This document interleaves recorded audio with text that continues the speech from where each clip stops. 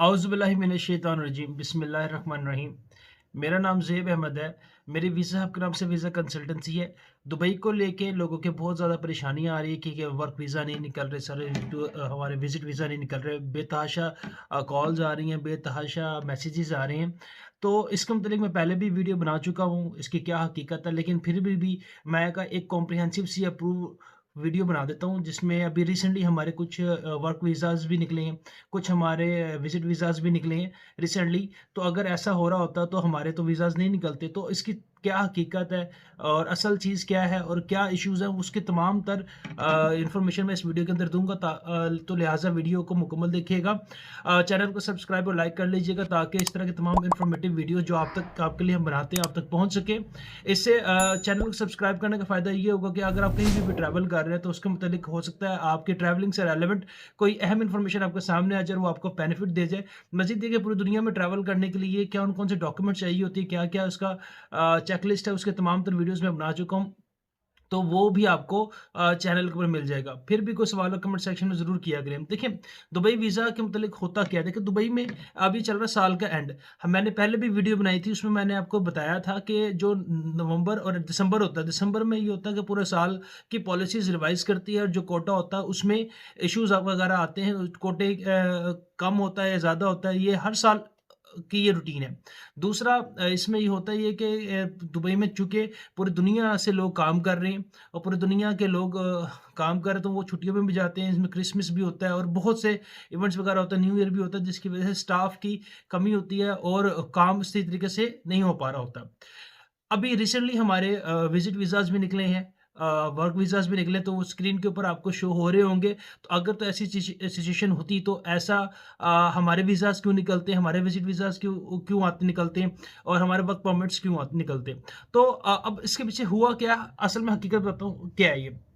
UAE इन अब ये कहा जा रहा है कि यूएई ने पाकिस्तान को बैन कर दिया। देखिए, अब आप कैसे कह रहे हैं कि नहीं वीज़ाज़ वगैरह निकल रहे हैं, वर्क परमिट्स निकल रहे हैं।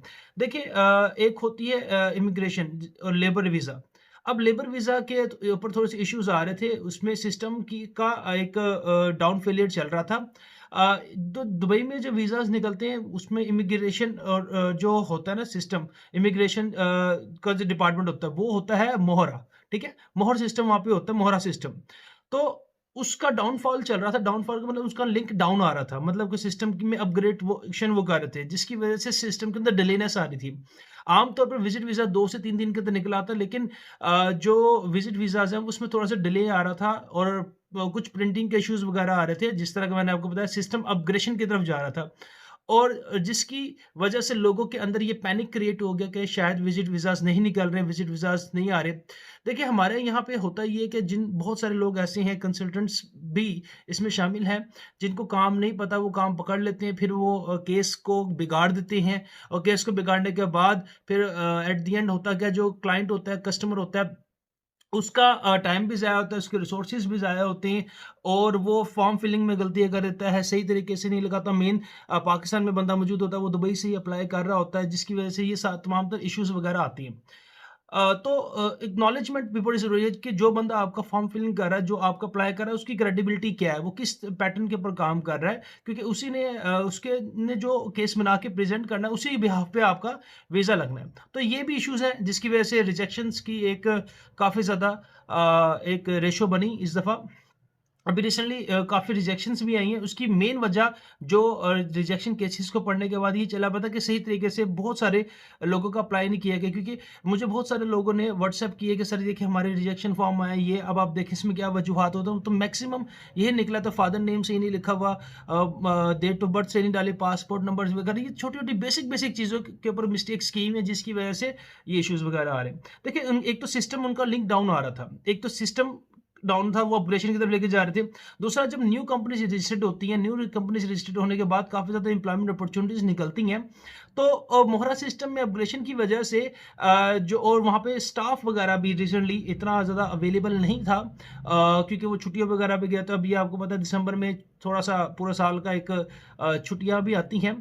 तो जिसकी वजह से जो न्यू कंपनी रजिस्टर्ड हो रही थी, तो उनके रजिस्ट्रेशन के अंदर डिलेनेस आ रही थी और जो लेबर कैटेगरी है, इसके अंदर हाँ, वाक़ई प्रॉब्लम थी, क्योंकि मैनेजरियल लेबर और फ्रीलांसिंग वीज़ा तो ईज़िली निकल रहे थे। लेबर के अंदर आ रही थी क्योंकि ये कहा यही जा रहा था कि वो सिस्टम अपग्रेडेशन की वज़ह से ऐसा हो रहा है, लिंक हमारा डाउन जा रहा है, जिसकी वज़ह से क्या नाम है इसमें डिले आ रहा है। देखिए डिलेनेस आ रही है वो एक और चीज़ है, लेकिन निकल रही हैं, ठीक है वीज़ेज़। और इसमें विज़िट वीज़ा की अगर अगर बात करें तो वर्क परमिट की बात हो रही है, वर्क परमिट यानी कि लग रहे हैं, इसमें ऐसी कोई नहीं है। बस अब वही बात आती है सिस्टम में कि आपका वर्क परमिट जेन्युइन होना चाहिए। अगर देखें जो चीज़ें जेन्युइन नहीं होंगी तो फिर इसमें तो रिजेक्शन ही आएगी।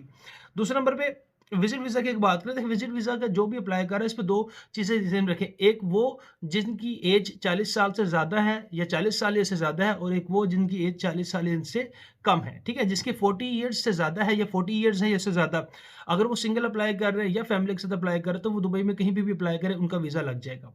लेकिन जिनकी एज 40 इयर्स से कम है, तो उनमें शारजाह के अंदर ही रह के हम अप्लाई करते हैं, और शारजाह के अंदर मैंने बताया जिस तरह सिस्टम अपडेट हो रहा था, तो आम टाइम से थोड़ा-सा ज़्यादा टाइम लगा। मतलब आम 2 से 3 दिन में विज़िट वीज़ा निकल आता है शारजाह से, लेकिन इस दफ़ा थोड़ा हफ़्ता-हफ़्ता भी लग गया, लेकिन निकल आता है वीज़ा, ठीक है? तो यानी कि कोशिश ये किया करें कि जब भी नया साल आए, तो वर्क परमिट्स कोशिश करें कि ये इसको सितंबर-अक्टूबर तक आप ले लिया करें, या मैक्सिमम नवंबर तक, ठीक है? दिसंबर तक ना जाया करें क्योंकि इसमें कोटा सिस्टम होता है कि किसी कंपनी को 10 मिलते हैं, किसी को 15 मिलते हैं, तो कोटे की वज़ह से एक इश्यूज़ आता है। दूसरा, हर साल जो दुबई होता है वो अपने सिस्टम्स को अपग्रेड करता है, सिस्टम्स के अंदर नई चीज़ें लेकर आता है, अपने सिस्टम को बेहतर करने की कोशिश करता है, जिसकी वजह से ये थोड़ा-सा होता है। तो जिन्होंने वर्क परमिट्स लेने होते हैं, जिन्होंने वर्क वीज़ाज़ लेने होते हैं, तो कोशिश किया करें ये अक्टूबर या नवंबर तक ले लिया करें, ताकि अगर कोई हो इश्यूज़ वगैरह, तो वो उनके पास इतना टाइम हो। लेकिन दिसंबर में ना ही लिया करें।